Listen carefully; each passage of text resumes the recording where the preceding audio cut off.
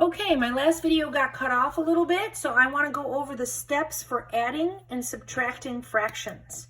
Step number 1, you must have a factor party. Remember that last example we did, number 41? We had to factor the denominator before we could find the least common denominator. So the first thing you should do is see if your denominators can be factored. So make sure you have a factor party before you start. All right, number 2, you find the least common denominator. That's what we do on the side of the paper when we multiply the greatest power of each factor, okay?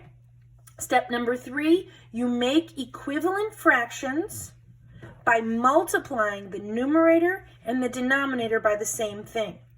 It's not really the same number because sometimes you'll have to multiply by a binomial, okay? So you want to make the equivalent fractions, you want to, so that the new fraction has the new least common denominator, okay? Then you're going to add the numerators and you're going to keep the least common denominator in the denominator.